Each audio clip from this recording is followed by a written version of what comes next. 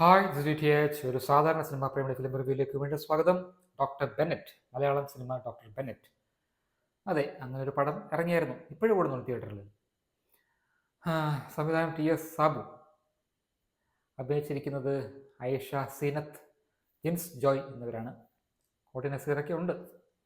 Jins ജോയും Aisha സീനത്തുമാണ് main എന്ന് പറയാം. ഐഷ സീനത്ത് ഒരു പോലീസ് ഓഫീസറായിട്ടാണ് അഭിനയിക്കുന്നത്. ജിൻസ് ജോയ് ഒരു മെൻ്റലിസ്റ്റായിട്ടാണ് അഭിനയിക്കുന്നത്. ഒരു സിനിമ ഉണ്ടായിരുന്നു കഴിഞ്ഞ വർഷം, ആര്യൻ, തമിഴ് പടം. അതുമായിട്ട് ഒരുപാട് സിമിലാരിറ്റീസ് ഉള്ള ഒരു പടമാണ് ഡോക്ടർ ബെന്നറ്റ്. തികച്ചും യാദൃശ്ചികമായിരിക്കാം, പക്ഷേ ഒരുപാട് സാമ്യങ്ങളുള്ള പടമാണ്. എന്താ ചോദിക്കും വ്യത്യാസങ്ങളില്ലെന്ന്? വ്യത്യാസങ്ങളുണ്ട്. അങ്ങനെ ഡോക്ടർ ബെന്നറ്റ്, അതായത് ഒരു മെൻ്റലിസ്റ്റ് ഒരു ഷോയിൽ വരുന്നു, കുറച്ച് കാര്യങ്ങൾ പ്രവചിക്കുന്നു. അതിനെ തുടർന്നുണ്ടാകുന്ന കാര്യങ്ങളാണ് സിനിമ. ആര്യനും ഏകദേശം ഇതുപോലെയാണ്, കുറച്ച് വ്യത്യാസങ്ങളുണ്ടെങ്കിലും. അത് എനിക്ക് ജോക്കറൊക്കെ നമുക്ക് ഓർമ്മ വരും, അത് പോട്ടെ. അതല്ല, ആര്യൻ എന്തായാലും നമുക്ക് ഓർമ്മ വരും. അപ്പം ഇത് എഴുതിയിരിക്കുന്നത് ഒരു മെൻ്റലിസ്റ്റാണ്. അപ്പോൾ ഇതൊരു ക്രൈം ത്രില്ലർ എന്നൊക്കെ വേണമെങ്കിൽ പറയാം. ഞാൻ തിയേറ്ററിൽ ചെല്ലുമ്പോൾ 3-4 ദിവസം ഞാൻ പടം കണ്ടിട്ട്, ഈ പ്രൊഡ്യൂസേഴ്സും ഡിസ്ട്രിബ്യൂട്ടേഴ്സും പലപ്പോഴും തിയേറ്റേഴ്സൊക്കെ സീറ്റ്സൊക്കെ മേടിച്ച് വയ്ക്കും. അങ്ങനെയാണ് ഞാൻ കേൾക്കാറുള്ളത്. ഈ പടം കുറച്ചൊന്ന് ഓടിക്കാൻ വേണ്ടി, ആളില്ലെങ്കിലും ഓടിക്കാൻ വേണ്ടി ഡിസ്ട്രിബ്യൂട്ടേഴ്സോ ആരൊക്കെ ഇങ്ങനെ സീറ്റ്സൊക്കെ മേടിച്ച് വയ്ക്കും. ഒരു 10 സീറ്റെങ്കിലും വെക്കും. പൊതുവെ തിയേറ്റേഴ്സിൽ ഇപ്പം 10 സീറ്റെങ്കിലും വേണം എന്നൊക്കെയാണ് ഓടിക്കാൻ.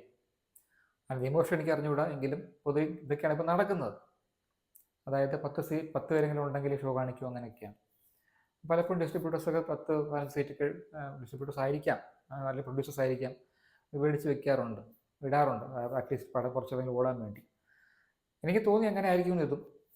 പക്ഷേ ഞാൻ ചെന്നപ്പോൾ, സാധാരണ ചെല്ലുമ്പോൾ ഒരു 5-6 പേര് കാണാറുണ്ട് എങ്ങനെയെങ്കിലുമൊക്കെ. ഇതിൽ ഞാൻ ചെന്നപ്പോൾ ഒരാൾ മാത്രമേ ഉള്ളൂ, ഞാൻ മാത്രം. അങ്ങനെ ഒറ്റയ്ക്ക് ഇരുന്ന് ഞാനൊരു സിനിമ കണ്ടു. അതാണ് ഡോക്ടർ ബെന്നറ്റ്. വളരെ ലോ ബഡ്ജറ്റ് പടമാണ്, അതുകൊണ്ട് കൂടുതൽ പ്രതീക്ഷിക്കാൻ പറ്റത്തില്ല. അതുകൊണ്ട് തന്നെ കമ്പാരിസണും എക്സ്പ്രഷൻസും എല്ലാം നമ്മൾ ആ രീതിയിൽ വെച്ച് വേണം നോക്കാൻ. എന്നാൽ ചോദിക്കും, ലോ ബഡ്ജറ്റ് പടം എടുത്താൽ മികച്ച സിനിമ ഉണ്ടായിക്കൂടെ? തീർച്ചയായിട്ടും ഉണ്ടാക്കാം. അങ്ങനെ മികച്ച സിനിമ അല്ല ഇത്. കണ്ടുകൊണ്ടിരിക്കാൻ പാടുള്ള സിനിമയാണ്, സഹിക്കാൻ പറ്റാത്ത സിനിമയാണ്. സീരിയലിൻ്റെയോ ഷോർട്ട് ഫിലിമിൻ്റെയോ പോലും ക്വാളിറ്റി ഇല്ലാത്തൊരു സിനിമയാണ്. അൺഫോർച്ചുനേറ്റ്ലി അങ്ങനെ പറയേണ്ടി വരും, സോറി. ഒരു കസ്റ്റമർ ഫീഡ്ബാക്ക് എന്തെങ്കിലും എടുത്താൽ മതി. കാരണം അത്രയ്ക്ക് മോശമായിട്ടാണ് എനിക്ക് തോന്നിയത്. ഒട്ടും പ്രൊഫഷണൽസ് ഇല്ലാത്ത റൈറ്റിങ്ങും ഡയറക്ഷനും ഇല്ല. പിന്നെ കുറച്ച് പ്രൊഫഷണൽസും വരുന്നത് കോട്ടി നസീറൊക്കെ അഭിനയിക്കുന്നത് കാണുമ്പോഴാണ്. അല്ലെങ്കിൽ ഐഷ സീനത്ത് കുഴപ്പമില്ല. ഐഷ സീനത്ത് ഒരു പ്രൊഫഷണൽ ടച്ച് ഉണ്ട് അറ്റ്ലീസ്റ്റ് ആക്ട് ചെയ്യുമ്പോൾ. ബാക്കി എല്ലാവരും ജിൻസ് ജോയ്ക്ക് ഭയങ്കര അമച്വറിഷ് ആക്ടിങ് ആണ്. അദ്ദേഹത്തിൻ്റെ വെൻട്രസ്റ്റ് ക്യാരക്ടറും ഇവർ ആദ്യം ഐഷ സീനത്തും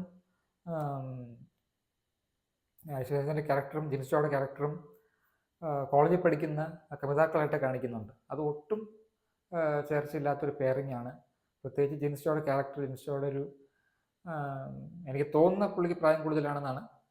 അതുകൊണ്ട് തന്നെ കോളേജ് പയ്യനായിട്ട് വരുമ്പോൾ ഒട്ടും യോജിക്കുന്നില്ല, ഭയങ്കര അരോചകമായിട്ട് തോന്നി. ആ പെയറിങ്ങും ഭയങ്കര ഡിസ്കാസ്റ്റായിട്ട് തോന്നി. ജിൻസ് ജോയുടെ മറ്റ് സിനിമകൾ എനിക്ക് അറിഞ്ഞൂടാ, അദ്ദേഹം ഇതിനു മുമ്പ് അഭിനയിച്ചിട്ടുണ്ടോ എന്തോ. എന്തായാലും അദ്ദേഹത്തിന് അഭിനയം ഒരുപാട് ഇമ്പ്രൂവ് ചെയ്യാനിരിക്കുന്നു. ഐഷ സീനത്ത് ഞാൻ നേരത്തെ പറഞ്ഞ കണക്ക് കുറച്ച് അഭിനയ പരിചയമൊക്കെ ഉള്ളതുകൊണ്ട് at least she looks professional on screen. അപ്പോൾ ഇതിനകത്ത് കോളേജിൽ പഠിക്കുന്ന പയ്യനായിട്ടൊക്കെ ജിൻസ് ജോയെ കാണിക്കുമ്പോൾ ഞാൻ പെട്ടെന്ന് തന്നെ PhD ആയിട്ടുള്ള ചെയ്യുന്നതാണോ? അല്ലെന്ന് തോന്നുന്നു. അല്ല, BA ബാച്ചിലേഴ്സ് തന്നെ ചെയ്യുവാണ് എന്നാണ് എനിക്ക് പിടികിട്ടിയത്. ഇത് രണ്ടും ഒരു ക്ലാസ് പോലൊക്കെയാണ്. പക്ഷെ അത് ഒട്ടും ചേർച്ചില്ലാത്ത കാസ്റ്റിങ്ങും പെയറിങ്ങും ഒക്കെ ആയിപ്പോയി. അതായത് ജിൻസ് ജോയുടെ അഭിനയമൊക്കെ ഭയങ്കര മോശമാണ്. ഒരു പക്ഷേ ഇനിയും അവസരം കിട്ടുവാണെങ്കിൽ ഒരു പക്ഷേ അദ്ദേഹത്തിന് ഇമ്പ്രൂവ് ആകാൻ പറ്റുമായിരിക്കാം. പക്ഷേ ഇതിൽ വളരെ മോശമാണ് മിക്ക അഭിനേതാക്കളും. അങ്ങനെ ഒരു രീതിയിലും നമുക്ക് എൻജോയ് ചെയ്യാൻ പറ്റാത്ത ഒരു പടം. ഒരു പക്ഷേ ഒരു ഫിലിം റിവ്യൂവർ അല്ലായിരുന്നെങ്കിൽ ഞാൻ ചിലപ്പോൾ കാണാൻ പോകാത്ത കൈൻഡ് ഓഫ് പടം. അതായത് ഒരു പക്ഷേ ആരും തിയേറ്ററിൽ പോയി കാണാൻ അങ്ങനെ ഒരു അട്രാക്ഷൻ ഇതിൻ്റെ അകത്തില്ല. ഒരു രീതിയിലും ഒരു സ്റ്റാർ കാസ്റ്റോ അങ്ങനെയൊന്നും ഇല്ല. പിന്നെ വേർഡ് ഓഫ് മൗത്ത് കൊണ്ട് പബ്ലിസിറ്റി കിട്ടാൻ വേണ്ടി നല്ല പടവും അല്ല താനും. സഹിച്ച് കണ്ടുകൊണ്ടിരിക്കാൻ പെടാപ്പാട് പെട്ടൊരു പടം. 0 out of 5 for doctor Bennett.